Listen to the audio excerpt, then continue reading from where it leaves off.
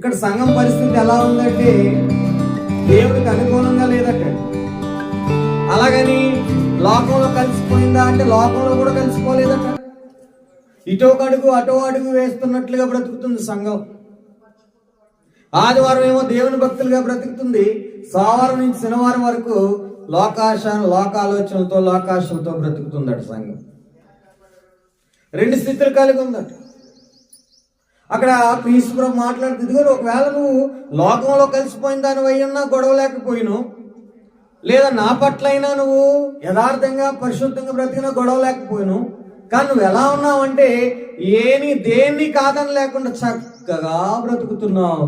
కాబట్టి నిన్ను చూస్తుంటే నాకు సిరాకు వస్తుంది, నా స్థానంలో నుంచి నిన్ను తీసేద్దాం అనుకున్నాను సంగమా.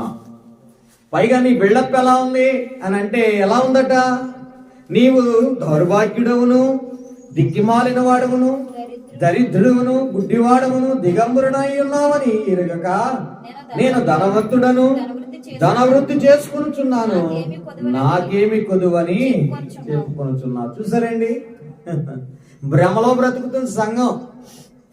మీకు అర్థమవుతుందా? భ్రమలో బ్రతుకుతుంది సంఘం. మాకు సంఘం ఉంది, మేము చర్చికి వెళ్తున్నాం, మాకేంటిలే మేము దేవుడిని నమ్ముకుంటున్నా, దేవుడు మాకు తోడుగా ఉన్నాడు అని అనుకుంటుందంట సంఘం. కానీ సంఘం యొక్క పరిస్థితి ఎలా ఉంది అని అంటే ఇదిగో ఇలా ఉందంట. అప్పుడు ఆయన మాట్లాడుతున్నాడు 18వ వచనంలో.